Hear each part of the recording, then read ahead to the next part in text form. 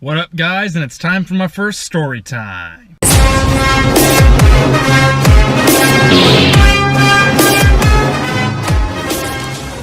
Alright, guys, time for the first story time. But before I start talking about it, I'm going to give you a little bit of a disclaimer. Just a little bit. This disclaimer is that this story time is going to be just a tad bit different than any other story time that I do. Sorry about that. I just finished dinner. No, but the reason that this one's going to be so much different is because this one I'm going to be more on a soapbox, and it's not going to be as funny, but it's still kind of a story and something I'm kind of passionate about, so I'm going to go ahead and tell the story. Most of the time, my story times are going to be a lot funnier and a little more entertaining to watch. So just bear with me through this one. Other story times will be better, I promise. So, on to the story. This morning, I was driving into school like usual. It was my last Monday of being a high school senior. It's going to be awesome. I was still super stoked about that. Anyway, I'm driving into town, and I'm going along. I've probably been driving about 2 miles at this point, and I look over to my left, and over to my left, there's this car coming. Just driving right along. He's just coming.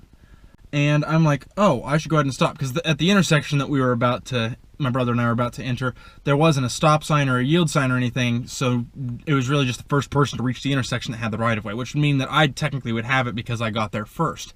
However, I stopped just before I got to the intersection. And this, I'm not going to tell you who it was, but this person in this vehicle came along and didn't even look both ways and just kept on going. They didn't stop whatsoever. I had stopped, and they just came right along. It was a good thing I had stopped, because if I hadn't, there would have been an accident. And as someone who has been in an accident before on a dirt road where someone got T-boned, you need to make sure you need to look both ways before you cross an intersection, and this person did not do that. And so that was the first person this morning that I've met on my way into school that could have caused a car accident. The second person that I met, number 2, was somebody, as I'd driven past that intersection. I was like, oh, okay, just not that big of a deal. So I went ahead and drove past the intersection, and the next person I met, I drove down the dirt road, I kind of got up to the highway a little bit, and I stopped and turned onto the highway to go to school. I turned right onto the highway. Well, as I'm driving, there's this guy coming the other direction. So I've turned off the dirt road and I'm coming this way, and there's this dude coming over here. Well, as I'm turning on the highway, I watch him as he zips back over to his side. Because what he had done was he was about halfway on my side of the road and halfway on the side of the road that he was driving on, or supposed to be driving on. And so he was not paying attention at some point or something, or drunk, or had been on his phone and didn't realize he'd crossed the yellow line.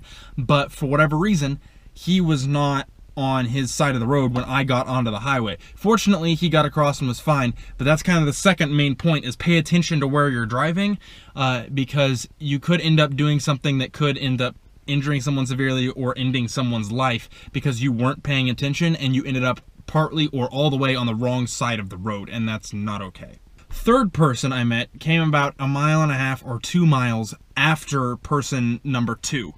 And this person, I was driving along, and from a distance, they were looking totally fine, like a normal car, normal person driving. But as I got closer, I noticed that this man had gotten on his phone and had it over here. The wheel is right here, the road's in front of him, and he's on his phone looking like this, not even looking in the general direction of the road whatsoever. He was very fortunate that he was not swerving as he was looking at his phone, because from the time I could see him depict his image up until he crossed my line of sight, like where he'd crossed where I was and I could no longer see him, it was probably a good 100 yards, and he was on his phone the whole time. It was at least a solid 4 seconds, and that's not taking into account how long before and after me being able to see him he was doing that.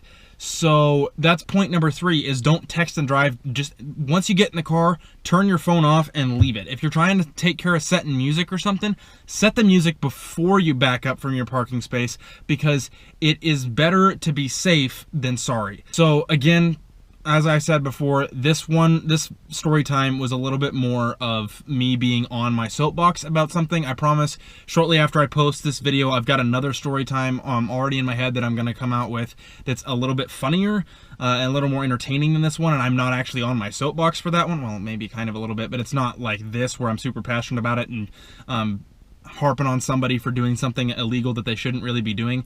So yeah, stick with me. I hope that this helped you somewhat. You don't have to like this one, but please subscribe if you're seeing me for the first time. I promise I'm funnier than what this video is showing.